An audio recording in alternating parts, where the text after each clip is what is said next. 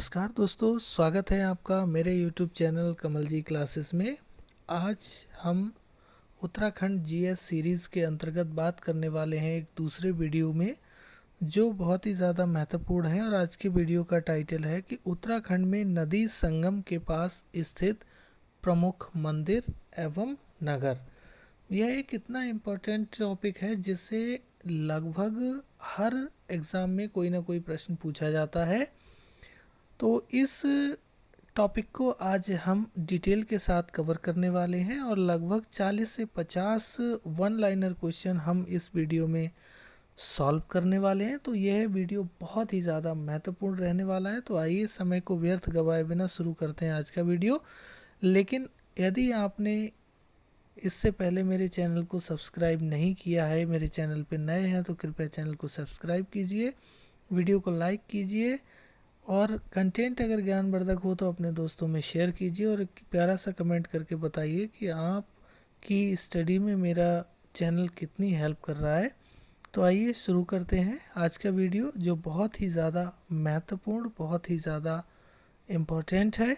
और वो वीडियो है हमारा उत्तराखंड में नदी संगम के पास स्थित प्रमुख मंदिर एवं नगर से।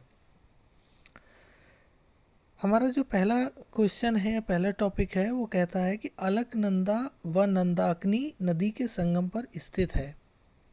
अलकनंदा और नंदाकिनी नदी के संगम पर स्थित नंदप्रयाग है।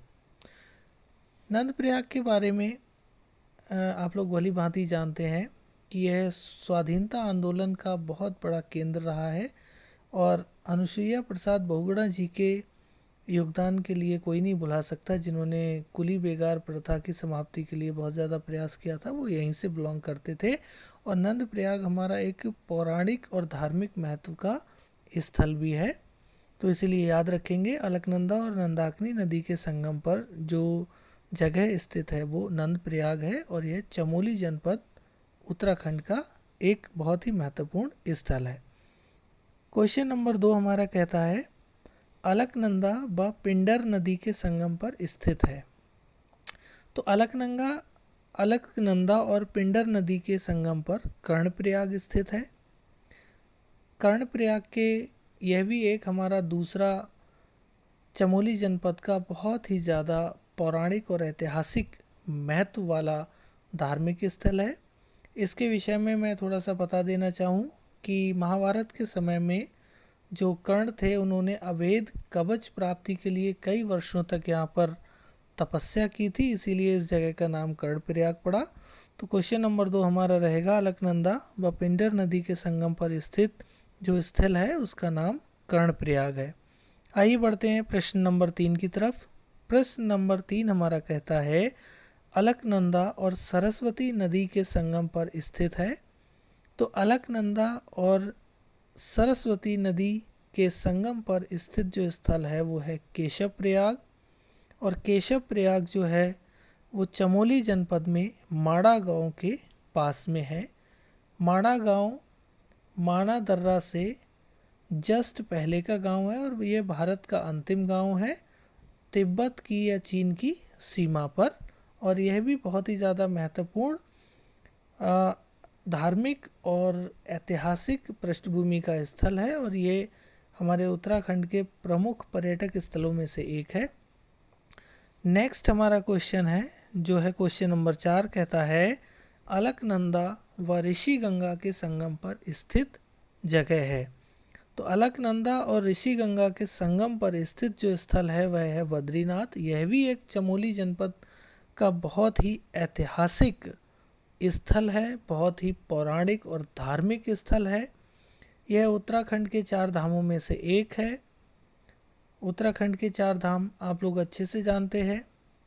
यहाँ पे पहले एक बौद्ध मंदिर था यह, और जैन धर्म के प्रथम तीर्थंकर भगवान आदिनाथ को भी यह समर्पित है, इसीलिए ये बौद्ध, हिंदू और जैन धर्म के लिए एक बहुत बड़ी आस्था का स्थल है, पूरी दुनिया में फेमस है। इसीलिए हमारे क्वेश्चन नंबर 4 का जो आंसर रहेगा अलकनंदा व ऋषिगंगा के संगम पर स्थित जगह है वो है बद्रीनाथ। नंबर 5 है हमारा अलकनंदा व पश्चिमी धौली गंगा के संगम पर स्थित है, तो ये विष्णुप्रयाग है। यह भी चमोली जनपद का एक बहुत ही महत्वपूर्ण स्थल है। अलकनंदा व पश्चिमी धौली गंगा के संगम पर स्थित जो जगह है वह विष्णुप्रयाग है, चमोली जनपद में। यह भी पंचप्रयाग में से एक है। यहाँ भगवान विष्णु की प्रतिमा से सुशोभित मंदिर और एक विष्णु कुंड जो बहुत ही ज़्यादा दर्शनीय है, यह यहाँ की शोभा बढ़ाते हैं। नेक्स्ट है हमारा क्वेश्चन नंबर 6 जो कहता है अलकनंदा व मंदाकिनी नदी के संगम पर स्थित है, तो अलकनंदा व मंदाकिनी नदी के संगम पर रुद्रप्रयाग स्थित है। रुद्रप्रयाग भी पंचप्रयाग में से एक है। भगवान शिव के नाम पर रुद्रप्रयाग नाम रखा गया। यहाँ शिव और जगदम्बा के मंदिर जो हैं वो बहुत ज़्यादा प्रमुख हैं।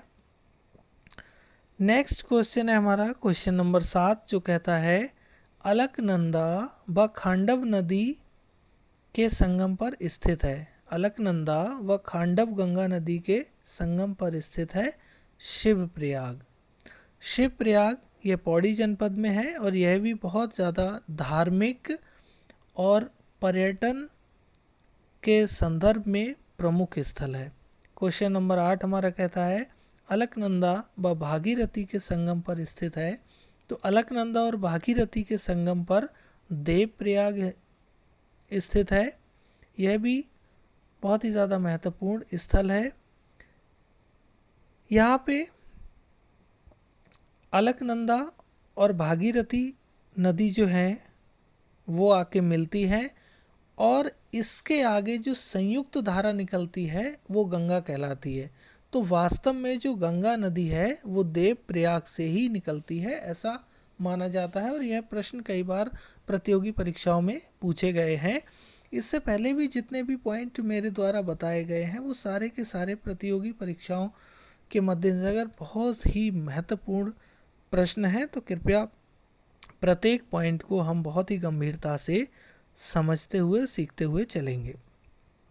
अगला पॉइंट है हमारा पॉइंट नंबर 9 जो कहता है अलकनंदा व कल्प गंगा के संगम पर स्थित है, तो अलकनंदा और कल्प गंगा के संगम पर स्थित स्थल जो है वो हेलंग है और यह भी चमोली जनपद में स्थित बहुत ही महत्वपूर्ण स्थल है। यह जोशीमठ से 12 किलोमीटर पहले पड़ता है और यहाँ का एक प्रकरण आपको बहुत अच्छे से याद होगा। हेलंग मारवाड़ी बाईपास जो तैयार किया जा रहा था तो वहाँ ठेकेदार द्वारा अनियमित तरीके से रास्ते को बनाने के लिए विस्फोट किया गया, जिसके संदर्भ में जोशीमठ बचाओ संघर्ष समिति द्वारा आंदोलन चलाया गया जो पूरे उत्तराखंड नहीं पूरे भारत में फेमस रहा था।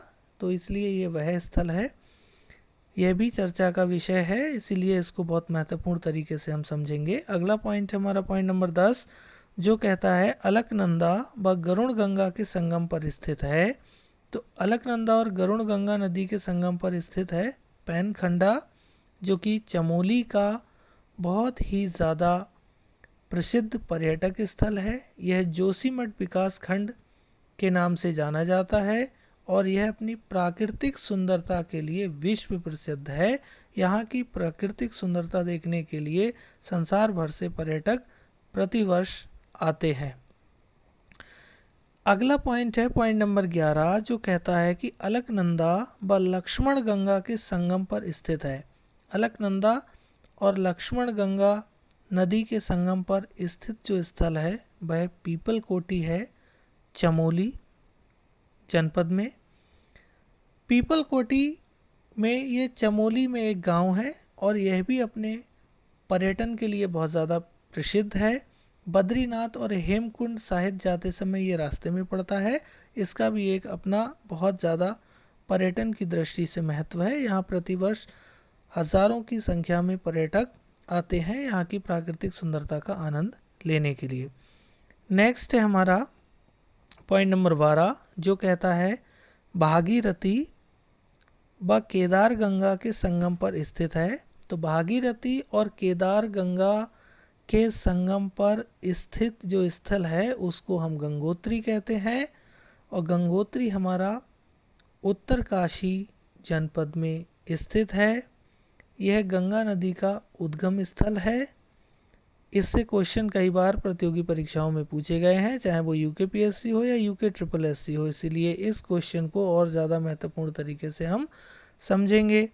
नेक्स्ट पॉइंट है पॉइंट नंबर 14, भागीरथी और खीर गंगा नदी का संगम कहाँ होता है? तो भागीरथी और खीर गंगा नदी का संगम धराली के निकट होता है, उत्तरकाशी में। मुझे लगता है कि शायद एक पॉइंट छूट गया है, जिसको मैं दोबारा कह देता हूँ। पॉइंट नंबर 12, भागीरथी व आकाशगंगा के संगम पर स्थित है। तो भागीरथी और आकाशगंगा नदी के संगम पर स्थित जो स्थल है उसको हम गौमुख कहते हैं।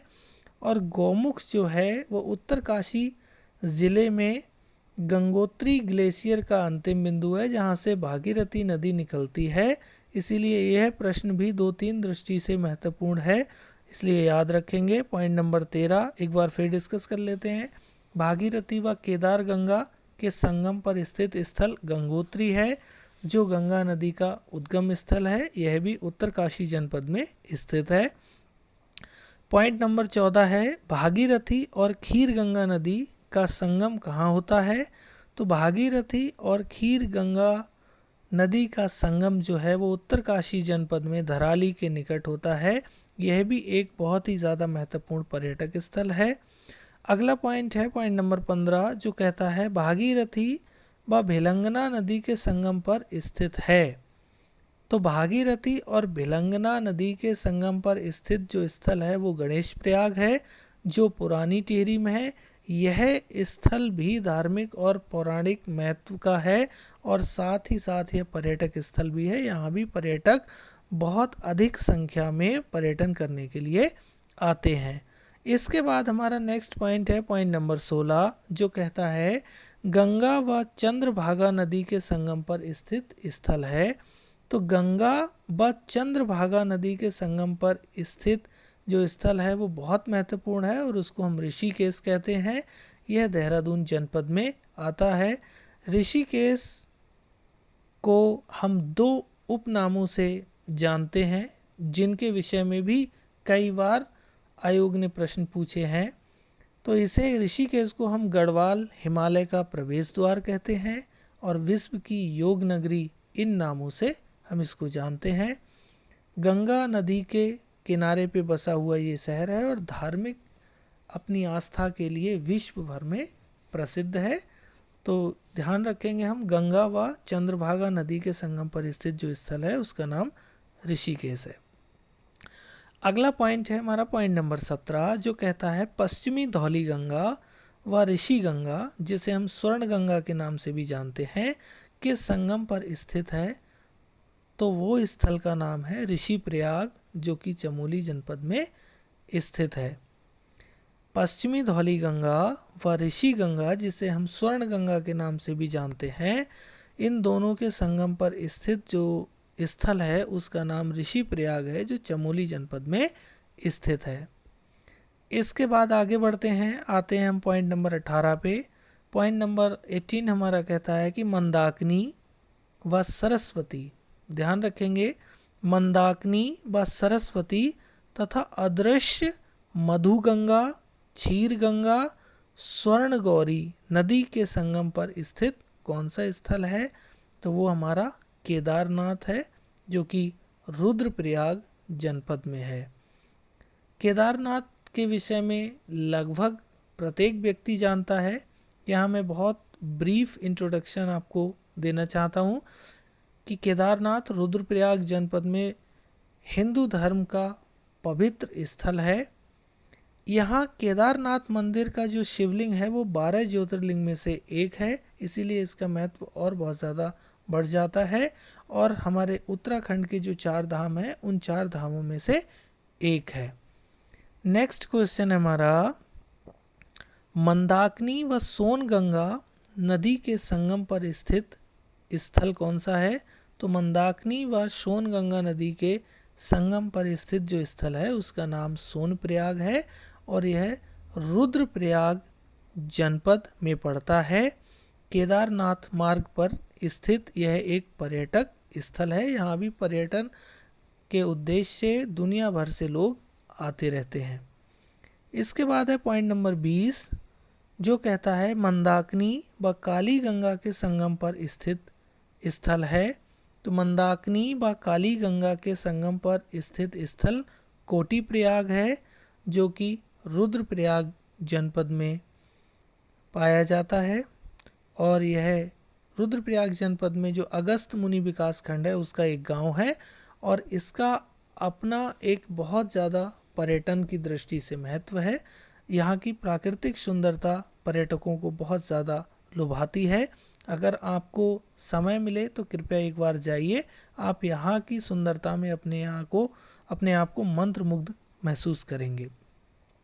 अगला पॉइंट है हमारा पॉइंट नंबर 21 जो कहता है गौरी और काली, काली को हम शारदा नदी भी कहते हैं, तो गौरी और काली नदी के संगम पर स्थित स्थल है वो कौन सा है?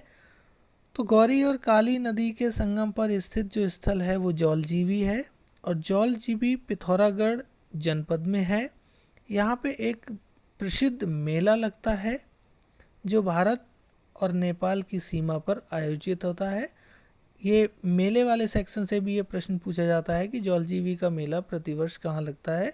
तो पिथौरागढ़ जनपद में भारत नेपाल सीमा पर लगता है, और यह गौरी और काली नदी के संगम पर स्थित है। इस तरीके से 2-3 तरीके से इससे संबंधित प्रश्न पूछे जाते हैं, तो हम इसको याद रखेंगे।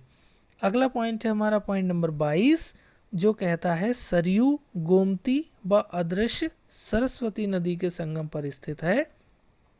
तो सरयू गोमती और अदृश्य सरस्वती नदी के संगम पर स्थित स्थल है वो है बागेश्वर।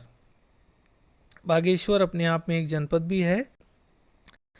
आइए बढ़ते हैं आगे नेक्स्ट प्रश्न की तरफ। हमारा नेक्स्ट क्वेश्चन है क्वेश्चन नंबर 23 जो कहता है सरयू व खीर गंगा के संगम पर स्थित है। तो सरयू और खीर गंगा के संगम पर स्थित एक बहुत ही खूबसूरत स्थल है जिसका नाम कपकोट है। कपकोट एक बहुत ही ज़्यादा पर्यटन स्थल है जो बागेश्वर जनपद में स्थित है। यहाँ की प्राकृतिक सुंदरता जो है वो दर्शकों को अपनी ओर आकर्षित करती है। नेक्स्ट क्वेश्चन है हमारा क्वेश्चन नंबर 24 जो कहता है गोमती व गरुण गंगा के संगम पर स्थित है। तो गोमती और गरुण गंगा नदी के संगम पर स्थित स्थल का नाम है बैजनाथ, जो कि बागेश्वर जनपद में ही पड़ता है। यह भी एक अन्य महत्वपूर्ण धार्मिक और पर्यटन स्थल का महत्व रखता है। अगला हमारा प्रश्न है क्वेश्चन नंबर 25 जो कहता है सरयू व पूर्वी रामगंगा नदी के तट पर स्थित है। तो यह रामेश्वर है जो पिथौरागढ़ जनपद में पड़ता है। यह प्रश्न कई बार परीक्षाओं में आ चुका है, इसलिए इसको हम ध्यान रखेंगे। नेक्स्ट क्वेश्चन है हमारा क्वेश्चन नंबर 26 जो कहता है काली व सरयू नदी के संगम पर स्थित है। तो काली और सरयू नदी के संगम पर स्थित स्थल जो है वो हमारा पंचेश्वर है, और यह भी हमारे उत्तराखंड का एक पर्यटन की दृष्टि से बहुत ही महत्वपूर्ण स्थल है। नेक्स्ट क्वेश्चन है हमारा क्वेश्चन नंबर 27 जो कहता है काली व लोहावती नदी के संगम पर स्थित है। तो काली और लोहावती नदी का जो संगम है वो चंपावत जनपद में गढ़मुक्तेश्वर नाम के स्थान पर होता है, और यह धार्मिक और एक पौराणिक पृष्ठभूमि का स्थल है। नेक्स्ट क्वेश्चन है हमारा क्वेश्चन नंबर 28 जो कहता है कोसी व गरुण गंगा नदी के संगम पर स्थित है। तो कोसी और गरुण गंगा नदी के संगम पर स्थित जो स्थान है वो है कौसानी, जो कि बागेश्वर जनपद का एक बहुत ही प्रसिद्ध स्थल है। कौसानी के विषय में अगर थोड़ा सा ब्रीफ इंट्रोडक्शन दिया जाए तो कहा जा सकता है कि यहाँ से नंदा देवी पर्वत की जो चोटी का मनमोहक नज़ारा है वो देखने योग्य है, और इस स्थल पे लोग इस नज़ारे को देखने के लिए प्रतिवर्ष लाखों की संख्या में आते हैं, जो कि बहुत ही ज़्यादा अविस्मरणीय होता है। यदि कभी आपको समय मिले या मन हो तो इस स्थल को ज़रूर देखिए, बहुत ही ज़्यादा सुंदर और मनमोहक दृश्य रहता है। एक बार आप इसको देखेंगे तो आपको लगेगा कि यहाँ से निकल के हम बाहर ना जाएं।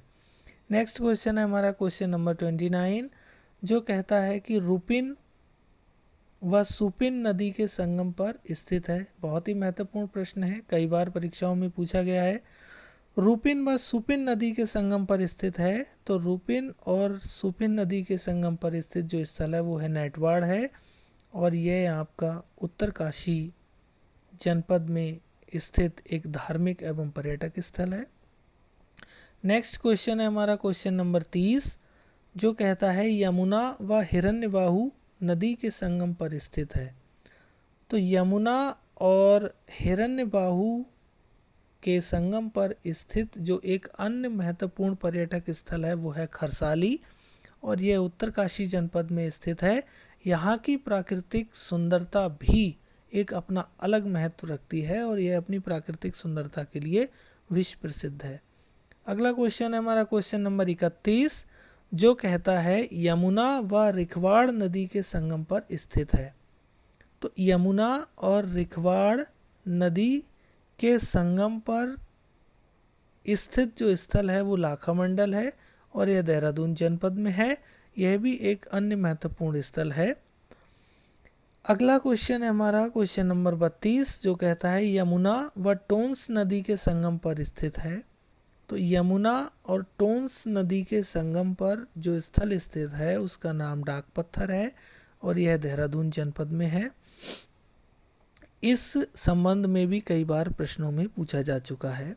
अगला प्रश्न है हमारा प्रश्न नंबर 33, जो कहता है जटा गंगा व दूध गंगा का संगम कहाँ होता है। ये भी नदियां हैं, जटा गंगा और दूध गंगा नदी का संगम होता है जागेश्वर के निकट अल्मोड़ा में। जागेश्वर की अगर हम बात करें तो लगभग 250 मंदिरों का एक समूह है, यह प्रसिद्ध है, और एक ही स्थल पर लगभग 224 मंदिर पाए जाते हैं, इसीलिए ये बहुत ही ज़्यादा विश्व प्रसिद्ध पृष्ठभूमि की एक स्थल है। इसको याद रखेंगे, ये कई बार क्वेश्चन पूछा गया है कि जटा गंगा और दूध गंगा नदी का संगम कहाँ होता है, तो याद है इसका आंसर रहेगा जागेश्वर के निकट अल्मोड़ा में।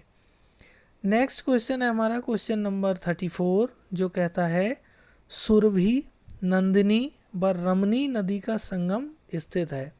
3 प्रसिद्ध नदियां हैं, सुरभि, नंदिनी और रमनी। इनका जो संगम स्थल है वो कहाँ है, तो ये दौराहाट से 8 किलोमीटर दक्षिण की तरफ अल्मोड़ा जनपद में है। यह भी प्रश्न यूके SSSC में पूछा जा चुका है। नेक्स्ट क्वेश्चन है हमारा क्वेश्चन नंबर 35, जो कहता है उत्तराखंड के 4 धाम कौन कौन से हैं। बहुत ही इम्पोर्टेंट प्रश्न है।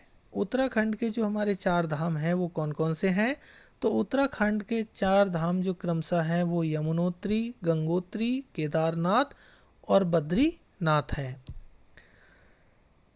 नेक्स्ट क्वेश्चन है हमारा क्वेश्चन नंबर 36, जो कहता है टनकपुर चंपावत जिले का एक बहुत ही प्रसिद्ध शहर है कि टनकपुर किस नदी के तट पर बसा है। तो इसका आंसर है टनकपुर शारदा नदी के तट पर बसा है। यह प्रश्न अनेकों बार प्रतियोगी परीक्षाओं में पूछा जा चुका है, महत्वपूर्ण प्रश्न है, हम इसको अच्छे से याद रखेंगे। नेक्स्ट क्वेश्चन है हमारा क्वेश्चन नंबर 37, जो कहता है हरिद्वार किस नदी के तट पर बसा है। हरिद्वार अपनी धार्मिक पृष्ठभूमि के लिए विश्व प्रसिद्ध शहर है, तो इसका जो आंसर है वो रहेगा गंगा नदी के तट पर बसा है, और हरिद्वार ही वह स्थल है जहाँ से गंगा नदी मैदानी क्षेत्र में प्रवेश करती है। इससे पहले जो गंगा नदी की यात्रा है वो पहाड़ी क्षेत्र में ही रही है, और हरिद्वार से ही गंगा नदी मैदानी क्षेत्र में प्रवेश करती है, और यहाँ के बाद गंगा नदी उत्तर प्रदेश में प्रवेश करती है। तो हरिद्वार का एक अपना अलग महत्व है जो मंदिरों के लिए प्रसिद्ध है, तो गंगा नदी के तट पर स्थित है, इसको हम ध्यान रखेंगे। नेक्स्ट क्वेश्चन है हमारा क्वेश्चन नंबर 38, जो कहता है उत्तराखंड के पंचप्रयाग कौन कौन से हैं। हम कई बार यह जानते हैं कि पंचप्रयाग, और आप में से अधिकांश लोग जानते होंगे, लेकिन एक बार हम इसको रिपीट करते हैं कि उत्तराखंड के पंचप्रयाग में कौन कौन शामिल हैं। तो यह पंच प्रयाग में क्रमशः विष्णु प्रयाग, नंद प्रयाग, कर्ण प्रयाग, रुद्र प्रयाग तथा देव प्रयाग शामिल है। तो आई होप आप पहले से जानते होंगे, अगर नहीं जानते हो तो एक बार मेरे द्वारा इसको रिपीट कर दिया गया है और भविष्य में हम इसको याद रखेंगे, कभी भूलेंगे नहीं कि उत्तराखंड के पंच प्रयाग कौन कौन से हैं। तो उत्तराखंड के पंच प्रयाग विष्णु प्रयाग, नंद प्रयाग, कर्ण प्रयाग, रुद्र प्रयाग तथा देव प्रयाग हैं। नेक्स्ट क्वेश्चन है हमारा क्वेश्चन नंबर 39। अब हम इस वीडियो के समाप्ति की ओर लगभग बढ़ रहे हैं। 39वां हमारा प्रश्न है जो कहता है कि कोसी नदी के किनारे बसे प्रमुख नगर कौन कौन से हैं। तो कोसी नदी के किनारे बसे प्रमुख नगरों में बेताल घाट, जो कि अपनी प्राकृतिक सुंदरता के लिए बहुत ज़्यादा प्रसिद्ध है, और दूसरा है रामनगर, जो जिम कॉर्बेट नेशनल पार्क और गर्जिया माता के मंदिर के लिए प्रसिद्ध है। ये दोनों ही महत्वपूर्ण स्थल कोसी नदी के किनारे बसे हुए हैं। ये प्रश्न कई बार आयोग द्वारा पूछे जा चुके हैं।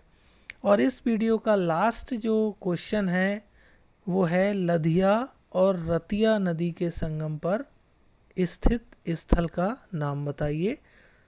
तो लधिया और रतिया नदी के संगम पर स्थित जो स्थल है उसका नाम मीठा रीठा साहिब है, और ये सिख धर्म के आस्था के प्रतीक गुरुद्वारे के लिए प्रसिद्ध है।